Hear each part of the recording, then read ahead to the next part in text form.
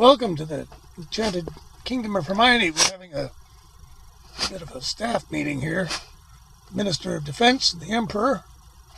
I'm your host, the Lord Chamberlain. Zip Gun. We're just wrapping up here. Trying to continue our series of where not to start videos. I've been climbing the ladder. I'm going for the cheap seats, folks. And we've been covering all the big bands except for the big band. That big band, of course, is the Beatles. I mean, hey, how can it not be? So, try to imagine a situation where you meet somebody who's never heard of the Beatles. And actually, I have. They were very young. But I have met people who've not heard of the Beatles. Now, Beatles are pretty ancient history now. Yes, I'll take it under advisement. You know, the Beatles, Ringo's in his 80s, and, I mean, it's tough to talk about the Beatles without getting ridiculous with hyperbole. They were the first rock band. They were the first super popular rock band. They were the first rock band to write their own songs. They were the first rock band who, kind of had individual yet equal personalities, or at least theoretically equal. Some of them were more equal than others, I suppose. But it was very democratic, and or at least much, much more so than previous ensembles. And their level of superstardom that they achieved was really, you know, it was almost frightening.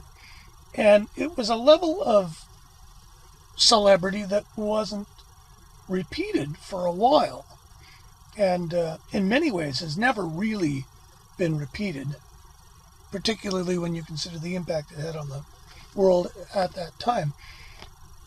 Having said, and they went for, you know, 1962 to 70 or so, and then they carried on with their solo careers.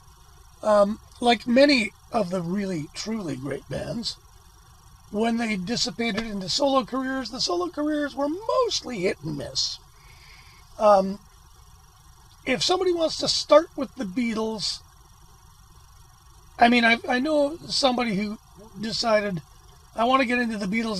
They went and got a copy of Double Fantasy, which is not the way to go. And so I got to thinking, where don't you start with the Beatles? Because that was always the premise of our little series here. Needless to say, it also now encompasses where do you start then? But where don't you start? Well, I'll tell you where not to start. If you're, say, a young person coming of age, watching lots of TV and stuff, and you'll have been hearing all about this Let It Be album and these movie sessions and this Peter Jackson thing, which I have yet to watch, because I just don't have 4 hours or whatever for that. Because the thing about, and so you'll probably think Let It Be is some kind of fantastic, important record in the Beatles' but it's not. It's not really a very good record, and the material was pretty thin on the ground, so much so that they redid the one after 909, which is an okay song, but it was one that they deemed not good enough in 1962. So that tells you a lot about it. The fact that Phil Spector was brought in to improve everything, which kind of makes me laugh, also indicates a lack of confidence in the project. George Martin kind of wasn't really the producer, and it's one of their lesser records for sure. So don't start with Let It Be, despite the movies and the things. Also, and I don't know why you would, but maybe, don't start with Yellow Submarine. Yellow Submarine, once again, was mostly cast-off songs. It was either songs that had already been hits, All You Need Is Love, Yellow Submarine, or it was songs that had been left over from Sgt. Pepper's, like George's songs, and a couple of real lightweights. Hey, Bulldog's a pretty good song. Don't know why that didn't make an album, but it didn't. And then in North America, because it was Capitol, they filled it out with a side of really nice George Martin music, but it's still George Martin music. And people expecting, you know, another Hey Bulldog aren't going to get it. So don't go with the Yellow Submarine. If you're going to start with the Beatles, boy, well, you got two choices, I think. You've got Hard Day's Night, which was the first record they did that was entirely written by Lennon McCartney. They wrote the whole damn thing in about 3 weeks. It's bloody good. It's pretty much excellent. They made a movie. They were just going, it was white hot at that time. And I can't believe all their early records are worthy. But Hard Day's Night is really rarefied. And it doesn't rely on their old covers from the Star Club and stuff. Do not, by the way, start with the Star Club. The Star Club is not, it's really rough. And it's a band doing their routine. And as that, it's very interesting. Unless you're an archaeological musicologist, don't bother yourself with the Star Club. It's not very good. But all the studio records are great. Hard Day's Night's probably just a little bit better because it's all originals and stuff. And then, of course, the other one I would recommend is Revolver. The British Revolver. The American Revolver, strangely, only had 2 John Lennon songs on it. She Said, and Tomorrow Never Knows, which is like, okay.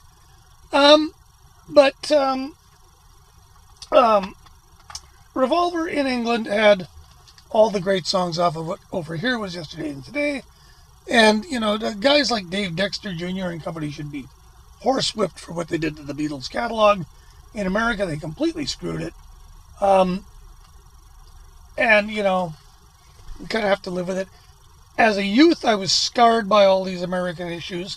So when I hear the British albums today, even though I know they're superior, I'm not used to the sequence of the songs. Very irritating. Best band in the world, and they got fucked over by a bean counter who hated them. So, a story worth researching. But there it is. I mean, what do you say? What Beatles songs? I don't know about Sgt. Pepper's being a place to start, nor the White Album. White Album is really almost like solo records in many ways. Sgt. Pepper's was their sort of grand concept, and it's a very good record. But I think Revolver is a bit more, again, rock and roll maybe. I don't know. They did kind of invent the concept album and art rock and everything with Sgt. Pepper. So, I mean, I bought Sgt. Pepper as a child when it came out, not knowing anything about it. All I was, this is the new Beatles record. Oh, okay. And I took it home and it blew my mind. Because when I bought it, it had no songs on the radio. The song on the radio, the first the first song on the radio from Sgt. Pepper's, when it came out when I was a kid, was Good Morning of all things. And it wasn't getting massive airplay, but it was just because I don't know if they actually issued a single from it. And so when the album came out, it was kind of funny because AM radio ruled the world, at least in my world. And so I remember I bought it I wasn't like, oh boy, a new Beatles record. It was like, what is this weird thing with the mustache in it and stuff? And I was actually had to be almost coaxed into buying it by my mom. There you go, eh? Anyway, there you have it. The Beatles. Don't buy Let It Be first. Don't buy Yellow Submarine first. And actually, you could do worse than to buy the anthologies, because they're great. Really good stuff. If you don't know about the Beatles and you like pop music, good God, go out and hear some. They're basically the foundation of everything we do today, almost. And, yeah, very important. Thanks for watching. Subscribe and comment and you know, tell your friends that want to get mad at the internet, because I like a good tirade directed my way. Gonna try and find more of these from bands that people care about. I'm gonna go for the obscure ones too. These started with obscure. Where not to start with Steve Lacy? Well, we'll save that one. I can tell you a lot of things about him, but my listenership sometimes craves the popular stuff, so I'm giving it to him now. We'll get back. I got to do a long one about some things I've been getting into that are pretty obscure, but that'll come later. So, thanks for watching. Take care of each other, and we'll get back at you soon.